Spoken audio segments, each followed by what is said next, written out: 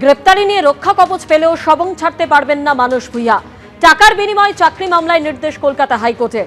এই মামলায় মানস ভূঁইয়া সহ বাকিদের গ্রেপ্তার করা যাবে না জানালো হাইকোর্ট। সবং পুলিশ স্টেশনের আওতাধীন এলাকাতেই থাকতে হবে মানস ভূঁইয়াকে। টাকার বিনিময়ে চাকরি দেবার মামলার তদন্তে মানস ভূঁইয়াকে করতে হবে সহযোগিতা। মানস ভূঁইয়াকে পাসপোর্ট জমা রাখতে হবে পুলিশের কাছে, নির্দেশ হাইকোর্টের। অভিষেক বন্দ্যোপাধ্যায় সেবাশ্রয়ে ভুল চিকিৎসার অভিযোগে পা বাদ যায় মহিলার, আর সেই মর্মে রবীন্দ্রনগর থানায় এফআইআর রুজু করা হয়। তারপরই স্বাস্থ্য ভবনের তরফে ভুক্তভোগী পরিবারকে যাবতীয় নথিসহ স্বাস্থ্য ভবনে আসতে বলা হয়। সেই মতো মালতী বিশ্বাসের পরিবার তারা যাবতীয় নথিপত্র নিয়ে আসেন। আর তারপর স্বাস্থ্যমন্ত্রী জানিয়েছেন যে সেবাশ্রয়ে অনুমতি ছাড়াই নিয়ে যাওয়া হয়েছিল ultrasonography machine, X ray machine. যথাযথ তদন্ত হবে, বিচার পাবে পরিবার। সবচেয়ে বড় কথা, আজকে আমি আপ্লুত এবং আনন্দ যে একজন পূর্ণ মন্ত্রীর কাছে আমি আজকে যখন দেখা করতে এলাম, আমার পকেটে ফোন, আমার পকেটে পেন, আমার পকেটে বেল্ট, আমার পকেটে সমস্ত কিছুই আছে। কিন্তু এমপি সাহেবের কাছে দেখা করতে গেলে কোমর থেকে বেল্ট খুলিয়ে নেওয়া হতো, পকেট থেকে পেন নিয়ে নেওয়া হতো, কিংবা ফোন পর্যন্ত আমাদের কাছ থেকে নিয়ে নেওয়া হতো। কোনো সময় এমপি কাছে উঠতে গেলে সাধারণভাবে যাওয়া যেত না। কিন্তু তিনি আজকে একজন পূর্ণ মন্ত্রী ডক্টর সহদেব মুখোপাধ্যায়, তিনি আজকে এত সুন্দর ব্যবহার করলেন, তার সিস্টেমিক এত সুন্দর, তিনি আশ্বাস দিলেন।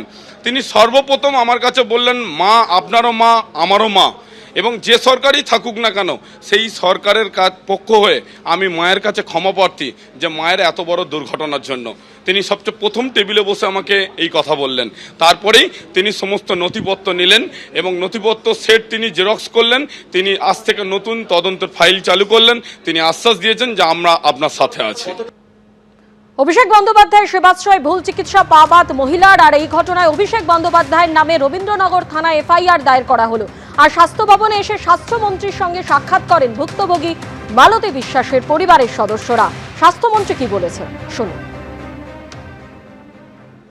পুরোটাই সরেজমিনে আমি দেখেছি। তদন্ত শুরু হয়ে গেছে, আরও তদন্ত গাঢ় হবে। তদন্তের তলানিতে যা যা আমরা তথ্য এবং প্রমাণ পাবো, সেই নির্যাসটুকু আমরা আমাদের যে তদন্তকারী সংস্থা সেবাশ্রয়ে তদন্ত করছে হাতে তুলে দেওয়া হবে, যথাযথ বিচার দেওয়া হবে।